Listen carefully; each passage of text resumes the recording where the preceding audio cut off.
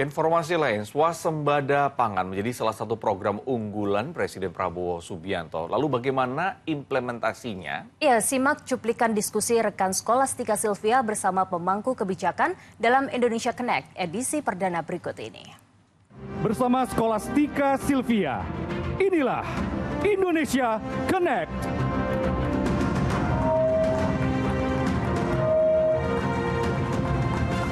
Selamat datang di Indonesia Connect.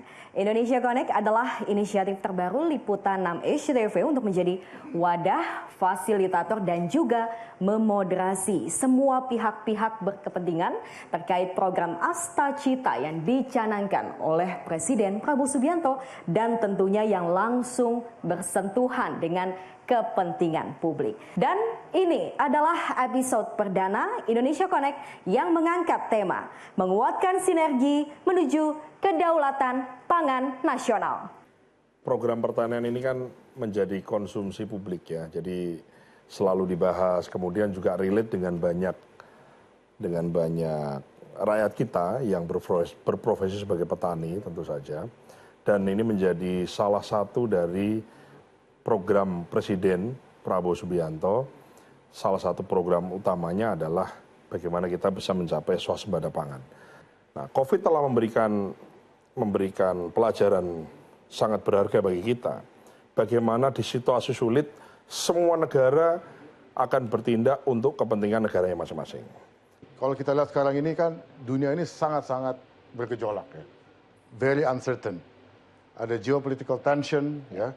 Juga sekarang ada konflik baru antara Israel dengan Iran. Ya. Di Middle East yang aslinya itu yang dilakukan oleh Israel, kekerasan terhadap Gaza juga belum selesai. Tadi disampaikan oleh Mas Dar, betul sekali. Kalau terjadi apa-apa, the worst scenario, terjadi perang.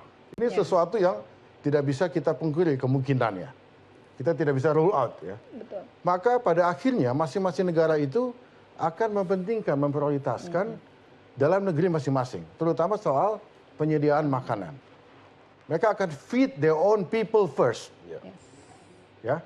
Nah, kalau satu negara itu tergantung ya kepada negara lain, terus melakukan import atas basic commodities, atas staple foods, bagaimana dengan Indonesia? Yang setiap tahun berpuluh-puluh tahun kita melakukan import beras misalnya. Nah, di bidang lingkungan ini tadi sudah ditayangkan terkait dengan Degade Integrated Farming. Ya. Ini diawali mungkin kalau kita lihat di 7 tahun yang lalu, di tahun 2018, kami memulai dulu ada namanya program memilah sampah menabung emas. Nah, kemudian di tahun 2025, ya saat ini kami kembangkan lagi yang tadinya dari kotoran hewan, kemudian kita kembangkan lagi dengan dari sampah-sampah organik seperti bekas buah-buahan, kemudian bekas sayuran dan sebagainya ini kita kembangkan lagi sehingga bisa menjadi pupuk cair, kemudian ada juga pupuk hayati, ada juga enzimatik. Dan ini sudah kita terapkan di beberapa kota, di beberapa kelompok tani juga. Dan memang alhamdulillah dampaknya yang terakhir kemarin kita panen juga tuh di kelompok tani di Karawang juga. Ternyata cukup signifikan juga sih. Sebagai petani saya itu ingin mencontoh harapan saya ya Pak ya.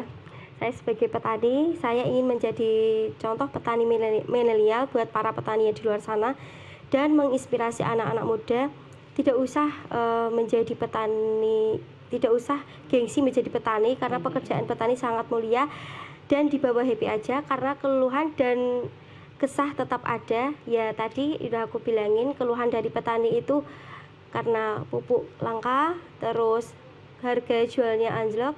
Ya semoga Bapak yang ada di sini bisa mendengarkan keluhan dari para petani yang lain. Oke, jangan gengsi jadi petani ya. Di bawah happy ya Mbak Novi ya. Sesuai namanya petani happy, luar biasa. Terima kasih banyak.